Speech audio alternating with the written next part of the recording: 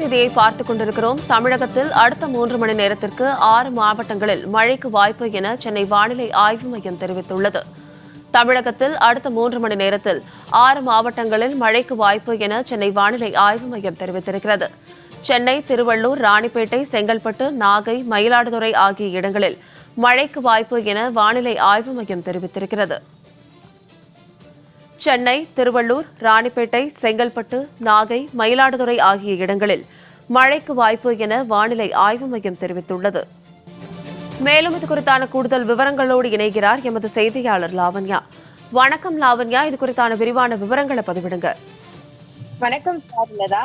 வங்கக்கடலில் அடுத்த 36 மணி நேரத்திற்குள் ஒரு குறைந்த காற்றழுத்த தாழ்வு பகுதி உருவாக வாய்ப்பு இருப்பதாக தகவல் வெளியாகி இருக்கக்கூடிய ஒரு நிலையில் அடுத்தடுத்து 2 தினங்களில் மேற்கு திசையில் தமிழக, இலங்கை கடலோர பகுதிகளை நோக்கி இது நகரும் அந்த வேளையிலே அதற்கான மழையை தமிழகம் சந்திக்கக்கூடும் எனவும் சென்னை வானிலை ஆய்வு மையம் தெரிவித்தது.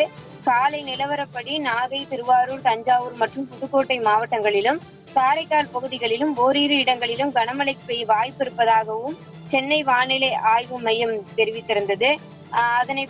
அதனை முன்னிட்டு இன்று முதல் 15ஆம் தேதி வரை தமிழ்நாட்டில் ஓரிரு இடங்களில் கனமழைக்கு வாய்ப்பு இருப்பதாகவும் இந்திய வானிலை ஆய்வு மையம் தெரிவித்திருந்தது. அந்த வகையிலே காலையில் இருந்து சென்னை மற்றும் தமிழகத்தினுடைய பல்வேறு இடங்களில் பல்வேறு மாவட்டங்களில் மழையானது பெய்து வருகிறது. சாரல் மழையாக, மிதமான மழையாக பெய்து வரும் மழையால் ஒரு வறண்ட வானிலையிலிருந்து தப்பித்து ஒரு குளிர்ச்சியான வானிலையை பொதுமக்கள் சந்தித்து வருகிறார்கள் என்றே கூறலாம். அதிலும் ஒரு குறிப்பாக அடுத்த 3 மணி நேரத்தில் சென்னை, திருவள்ளூர், ராணிப்பேட்டை, செங்கல்பட்டு, நாகப்பட்டினம் மற்றும் மயிலாடுதுறை ஆகிய இடங்களில் மழைக்கு வாய்ப்பு இருப்பதாக சென்னை வானிலை ஆய்வு மையம் தெரிவித்திருந்தது. சென்னை மற்றும் புறநகர் பகுதிகளுக்கான அந்த வானிலையை எடுத்து பார்த்தீர்கள் என்றால் தற்போதைய நிலவரப்படி சென்னையில் 1000 விளக்கு, mount road, Chintadripet, Walajah road, Chepauk, Thiruvallikeni ஆகிய இடங்களில் சாரல் மழையானது விட்டு விட்டு பெய்து வருகிறது. இந்த மழை வடகிழக்கு பருவமழையினுடைய ஒரு தொடர்ச்சியாகத்தான் நாம் பார்க்க வேண்டும்.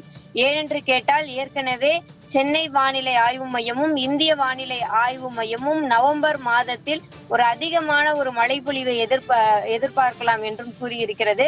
மேலும் கடந்த வருடம் பெய்த வடகிழக்கு பருவமழையை காட்டிலும் இந்த வருடம் வடகிழக்கு பருவமழையினுடைய அளவு அதிகரிக்க கூடும் எனவும் ஒரு முக்கிய தகவலை வெளியிட்டிருப்பது என்பது குறிப்பிடத்தக்கது.